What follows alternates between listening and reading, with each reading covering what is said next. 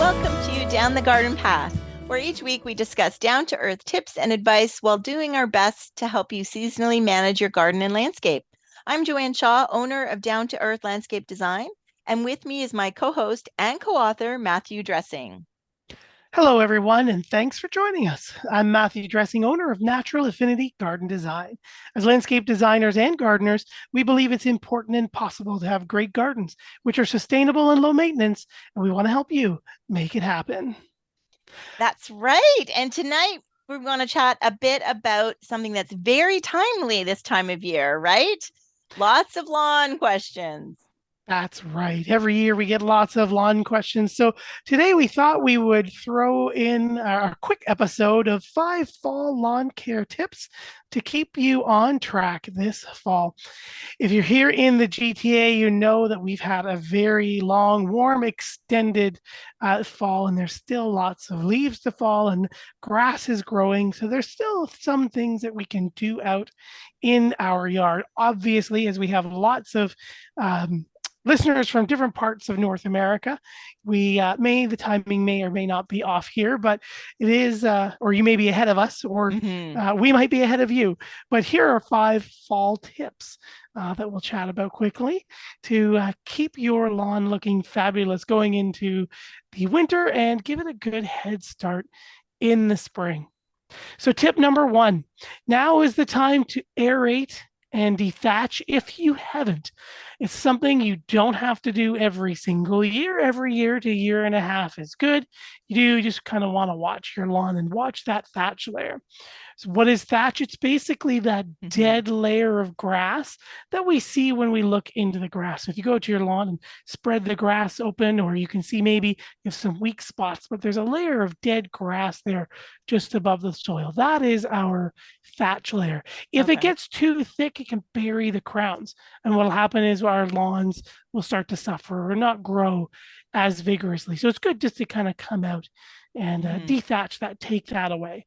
How do we dethatch, Matt? Like, do we have to hire somebody, or is it something we can do ourselves? Yeah, you can hire someone. And I always think back to you, and I always joke in the spring, right? That kid who comes around with the thatcher and the aerator. So you can do it yourself. You can get like a thatching rake, and you can just very hard, when you pull the lawn or when you're raking and you really put your power into raking the leaves, and leaves come up, but then maybe a little bit of dead grass comes up. That's the thatch flaring up. So you can do it yourself by a rake. There is mechanical ways to do it. So you can buy like a little aerator machine or a dethatcher. So it's a motorized gas powered piece of equipment. Usually moves about 16 to 20 inches wide. And it basically has a row of spinning teeth. And it goes through and it just grazes the soil and picks up all the thatch and will literally leave a perfect mat of thatch or dead grass sitting on your lawn. So you can do it mechanically. Or like physically yourself, or use a small machine. Yeah, kind of. Yeah, I was thinking mechanically. Yeah. And aerating, I think I've seen those. We do know about those machines that come out in the way too early spring when it's too too wet to aerate. You can buy the little shoes to do aerating. You clap them onto your little your shoes, and they've got little spikes, and then you can walk around your garden. So that's it seems cheesy, but does that really work? But it does. Yeah. And yeah, if you aerating, so aerating is basically creating those holes like from the nails or the spikes on your shoes, so that water and air and other nutrients can penetrate the compacted soil. Because we're on our lawns, right? So we're squishing them and making it hard, but we want nice loose soil. So yeah, I always recommend, if people are like, well, I don't want to, the kid comes too early or too late, or he's never around when I want him, and I can't do the machine. So yeah, you know what? Every 2 weeks or once a month, put those shoes on when you mow your lawn. If you walk around with your mower, and it just adds that little hole that allows water and air to penetrate. And so yeah, as like cheap and as cheesy as it sounds, it is a way that we can be aerating our lawn. If you don't have heavy traffic like kids, or you're sunbathing, you're doing stuff on dogs, exactly. out on your lawn, you probably don't have a big aeration issue unless you haven't aerated for like 5 years or a few years at least. So it is good to have it done every once in a while. And the mechanical aerator, much like our mechanical dethatcher, that's that machine you see someone like we always talk about in the spring, goes around and leaves those little soil plugs all over your lawn. Yes. Yeah. Yeah. Yeah. So the other benefit of doing it now is, again, we have our grass has been growing all summer. The fall is most of the grasses we grow are cool season grasses. Unless you're further south, North or South Carolina, you generally have a few more warmer season grasses. But here, the cool season grasses go to sleep for the summer. And luckily, we've had a cool and wet enough summer that until the heat wave right in September that we talked about, we really saw no lawn issues as far as dormancy or watering being needed. So right now, we always want to aerate and dethatch when the grass is actively cool and growing. And that helps prevent any weeds or other issues from occurring. So yes, you can have that kid come back, like we say every spring, have that kid come and aerate, give them the $20, but maybe throw them, like tell them there'll be a tip if you come back in mid to late May when this grass is actually up 2 inches and actually cool and growing. Yeah. And I think those sandals, as corny as they kind of are, if you have someone in your life who loves their lawn, then they make a great gift idea. So it's something to think about, right? Definitely. I would give seminars, and some of the people who are maintaining the lawns are too young to like handle that machine, or they're too old and they have no interest in doing it, but they still push mow or mow their lawn themselves, and it's the perfect way to do it. And they would each buy a pair by the end of the talk. So. Oh, there you go. There you go. Excellent. All right. So if you have already done their aeration and dethatching, or if you want to skip that step, what would be the next? Because we say these are the 5 fall lawn care tips. We know not everybody's going to do all 5, but we want to narrow it down for you to tell you which are the key ones. So what would be the next one to do? Yeah, if you didn't have to aerate or dethatch, or if you did, it's a great time to top dress with a high quality compost into your lawn. We can't, I mean, you could, but we can't really pull up the lawn and re-amend any of the soil if we have crappy soil. So what we want to do is improve its texture and the biodiversity in that soil by adding a high quality compost. And what that's going to do is basically feed the soil microorganisms, as well as if you got an inoculating compost, which is very rich or designed to compost and stay rich with many, many of those biodiverse microorganisms, they will go into the soil and they're going to help restructure, rebuild, and feed your grass roots that we really can't go in and amend or without damaging. We can lift up the carpet.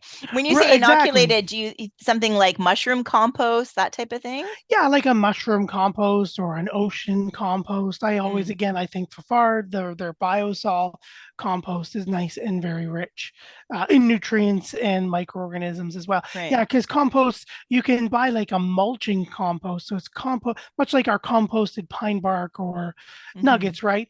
They still have yet to break down to feed. It's not technically quite a soil yet, but it is a compost, or it is a material that's composted. So you get like mulching composts or inoculating composts, that kind of thing. So we want something that's high quality and rich in microorganisms and nutrients. So we're not talking about the $2 bag you see that says top dresser on it. Yeah. So if you're going to go through all the work and the expense of doing this and the time, then that is our one of our biggest tips is to really use a quality product, because you don't, the ones that say top dress, I mean, is it quality? Is it full of weed seeds? We don't know. So and you don't necessarily need more. The key is the nutrients, right? Like we don't need more soil. So just adding more soil is, I wouldn't say pointless, but it's not the point in the sense that we want to add nutrients via that soil or that compost. Right. That compost. And like you said, we don't need lots of it either. You're only going to put it down to 1/8 to 1/4 of an inch. When people put down an inch, you're smothering the growing tip that is at the soil surface. And then that's where you get those. I put soil down, but it all went yellow. you're smothering your grass or killing your Right. grass. Right. We want the high quality, rich compost to feed the soil and the grass and restructure. So it's not how much, but it's what's in that amount that we put down that's really the workhorse behind the task. You got it. Excellent. Excellent. Well, we would say that the tip number 3 is seeding or reseeding, but what do you say to that this time of Yes. year? Well, building right onto from top dressing, right? And a lot of people ask too, well, I've top dressed, but don't I put the seed down first, or where do I put the seed? So, Right. yeah, right. So 2 does come before 3. We're going to top dress 1/8 to 1/4 of an inch, and then we're going to seed. But right now, again, especially here in the GTA or where you're cooler, and again, depending on where you're listening, know whether or not you're growing your warm or cool season grasses. Our cool season grasses need 16 degrees overnight and prefer closer to 20 degrees during the day. And now, as we are going through October, we don't have those temperatures. So we're going to skip seeding this late in the fall. So if you're listening to this now, unless you have 16 overnight, maybe 10 at the lowest, but you're getting warmer days during, again, that 16, 17, 18 degrees Celsius during the day, then we don't need to top seed. If you do, or if you have, and you're wondering why it's not growing, that's okay. The internal thermostat to our grass seed recognize these temperatures and have decided that it's time to go to sleep. And they'll stay dormant. You might lose some to some scavenging birds or animals because they're fattening up for fall or winter, but they will perennialize. They will survive the winter and they will come back in the spring, whoever survived or made it through those changing conditions. So no seed right now, unless you've got the temperatures you're spending money and time that you're better suited for earlier in the fall, or again, first thing next spring. Okay, great. And when we think of lawns, we often think of weeds. We do. So many common lawn weeds that we all fight to keep that beautiful emerald carpet.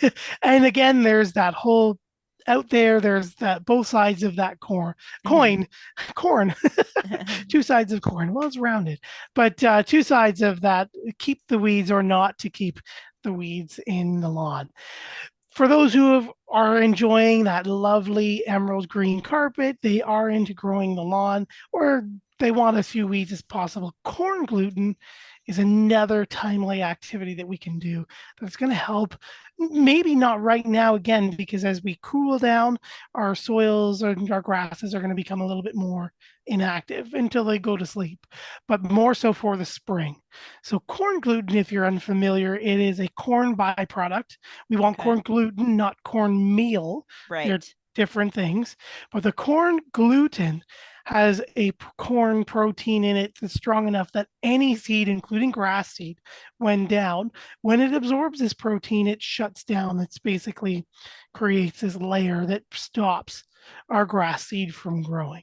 Or weed seeds from growing. Or weed seeds for any seeds from growing, right. So it's also cumulative. So it'll stay in the soil for 5 to 6 weeks. So this is why we can't put down grass seed and then corn gluten to feed it at the same time. We need to give it, that corn gluten, great, stop the weed seeds because they come out first or grow faster than our grass seed. But if you put corn gluten down, you have to wait that 5 to 6 weeks before we get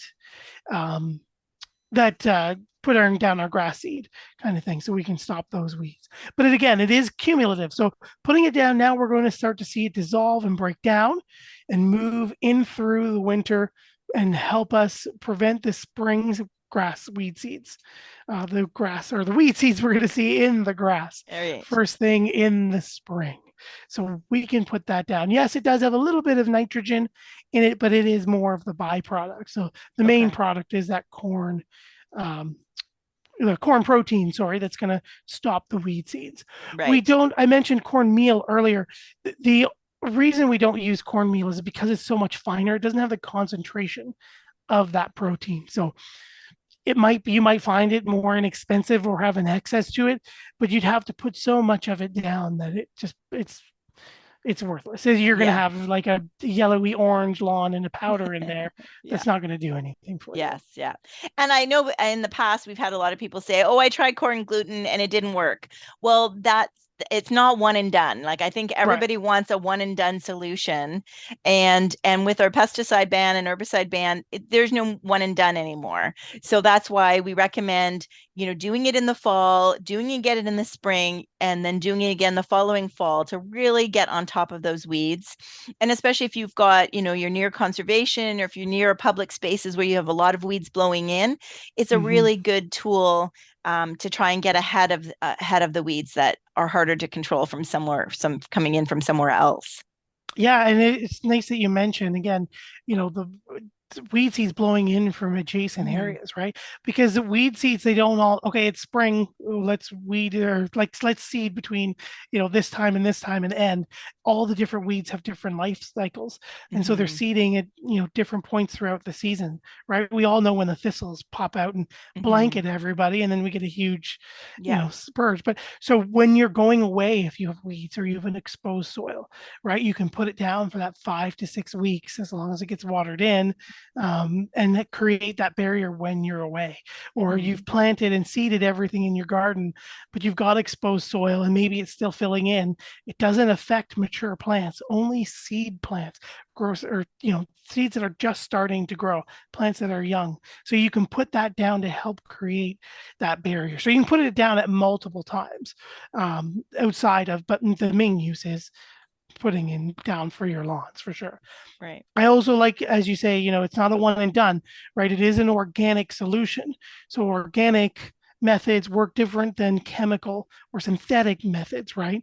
Ladybugs will control aphids, but so does this, insecticide over here. The ladybugs take their time to build and create their cycle and their families and reestablish that way of being, whereas our chemicals just one and done, kill it all, or Right. one and two and done. So right, so if you don't see things immediately, right, it's not a one and done. It does take Mhm. time. There's ways to build it and fortify it and use it strategically throughout the year, to do it. And again, you can put it down in September, or sorry, in July if you want to, when things go dormant. But I mean, you'd have to weed it and water it in to keep Mhm. it to, so you wouldn't really need to do it anyways. Yeah. Yeah. So, but Definitely anyways, the cooler temperatures and the fall rains help, right? right, and it's Same with the in the spring. right. And our biggest boom, our biggest reward is in the spring when it's cool. The weed seeds are going to start before the grass really starts to grow again. Their roots will be active, but we'll see minimal growth up top. But we'll see very early season spring weeds start to take advantage of those open spaces where the Mhm. grass hasn't filled in yet. So Mhm. putting it down in fall, again in spring, our fall is going to help fortify and get a bigger impact for our spring defense. Mhm. And Yeah. I think of crabgrass, right, is a Right, popular especially. one, right? Because that, it's not coming up from the root necessarily. It is, what we don't get this year, if it's gone to seed in your lawn this year, those seeds are what are next year's crabgrass type of thing. So that's one of the main ones we're stopping from growing. Yeah, our crabgrass for us here in the GTA is an annual, so winter will kill it. But each plant, and you know how prolific they are, each Hmm. plant has 300 to 500 seeds in a shot. Yeah, So, yeah, so that's it's definitely a one of the lot. big ones that helps us Yeah. with. Yeah. All right. So after we've done corn gluten, or if we've decided not to do corn gluten, what is the last step, Matt, of five? Last step of five, you know what? A lot of people miss their fourth fertilizing, or don't know that there's a fourth fertilizing. So obviously we have our spring, summer, fall, but there's also a winter as well. So winter, well, that makes no sense. Well, it kind of does. I know there's maybe no growth in winter depending on where you are, whether Hmm. you're north or south of the GTA, but it's where the fertilizer is and what it's doing and when. So we're going to fertilize now, and we always say, we prefer the organic, right? Again, we've Hmm. top dressed with a high quality compost. We're going to fertilize, and we're going to feed not only the grass, but those organisms from step two, where we're top dressing that high quality compost. We're going to continue to feed the system. But our winter fertilizer goes down mid to end of October, early November, depending on the weather, or if you can still go out there and be on the lawn, no problem. What it's going to do is it's going to start to dissolve now and feed a little. It's going to be a repeat of your fall fertilizer. So we're not looking for high nitrogen. Okay. We're looking for high phosphorus and potassium. So we're going to do 2 spring and then 2 fall. And the second fall is our Okay. So winter when was the first fertilizer. fall? What So was our the first first? fall is going to be around Labor Day. So about the Okay. beginning of September. So the cool seasons are coming. We get much Yeah. more active growth and the grasses tend to take off a bit. So we're going to do it now at the end of mid October to the beginning of November. And we're going to put down a second application of our fall fertilizer. And it's going to work its way in. And then again, like the corn gluten, it's going to freeze into place, partially dissolved and used, and go into April or March and April. Pardon me, where the soil is becoming warmer, the grass isn't quite active in the way that we can see, but the roots are active because the soil Mm, is warming. So okay. that is where they are looking for, again, more phosphorus and potassium to increase their resistances, but also to feed them and generate some new growth. When we can't be on the lawn or shouldn't be on the lawn because we've got our corn gluten down and or it's too Mm-hmm. squishy, we don't want to compact or damage the soil that we're so actively trying to maintain and build new. Again, Mm-hmm. so we can Okay. do our fall fertilizer anytime between October, or our winter fertilizer. Step 5 is our winter fertilizer from mid-October into the beginning of November. And again, it's going to be a repeat of our fall fertilizer. So our high phosphorus and high potassium. And those are our last 2 numbers. Okay. So So if you're buying it from the store, though, it will still be a fall fertilizer. You're not gonna. They're not. There's not labeled winter fertilizer. excellent point, and thank you for bringing that up. Correct. It is not a winter fertilizer buy on the bag. You will be buying your favorite brand of fall fertilizer again. Yeah, they don't market a winter fertilizer. Okay. Yeah, and yeah, even the spring summer. If you look at your spring summer bag, right? It says spring and summer, but it's the same formulation. So just consider this one fall and winter with the Mm, same formulation. okay. Exactly. That's Okay. right. So those are the 5 fall tips to keep your lawn active and growing and prepared so much for next spring. Again, kind of a doing what we can now to rebuild and maintain and repair our lawn, but also give us the best start. Again, we're depending on where you are, if it's not growing in the spring. So for now in the GTA, we're building and doing our winter or late fall activities now for mainly the spring, but also to help it go into winter as well. Mm-hmm. No, thank you, Matt. I think this is great because I think most people know all the things we need to do, but sometimes the order of things Yeah, it can be very confusing. Or if you skip a step, and we've made it clear that you can skip a step if you don't want to aerate and dethatch. You can go straight to top dressing. You can go straight to corn gluten, or you can just do corn gluten and fertilize. That type of thing. So I think it gives everybody who's still attached to their lawns. I'm getting more and more clients who are wanting to turn their lawns into gardens, but I know there's still people out there who strongly feel that there is a place for a lawn, and that's great. And we just want to do it as safely and um, as well as we can, right? agreed. Agreed. Well, thank you again, everyone, for joining us on this episode of Down the Garden Path. I'm Matthew Dressing here with my co host and co author, Joanne Shaw. Joanne and I enjoy hosting Down the Garden Path, bringing you interesting and relevant topics to help you achieve a great garden. We learn right along with you from our research and from the wonderful guests who join us here on the show. That's right. So don't forget, you can spend time with us on the Down the Garden Path. Follow us on Instagram, Facebook, and YouTube at Down the Garden Path Podcast. You can also find us on your favorite podcast provider. And while you're there, please hit the subscribe button to be notified of new content. And please don't forget to like, share, and leave us a comment or review. We really like those. We always love hearing from our listeners, and you can write us at Down the Garden Path Podcast at hotmail.com or via our websites. You can find me at down2earth.ca, number 2, and Matt at naturalaffinity.ca.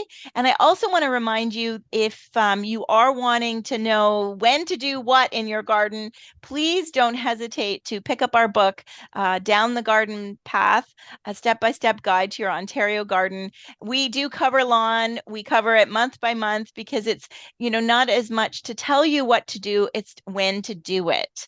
And I think we do a great job. I know I'm biased, right, Matt? But I think we do a great job of telling you what to do when, what not to do when, and definitely lawn. Even though we talk about gardens, we do cover lawn in our book. So you can check that out on our websites or at Amazon. So Down the Garden Path podcast, Down the Garden Path, step by step to your Ontario garden. Please check it out.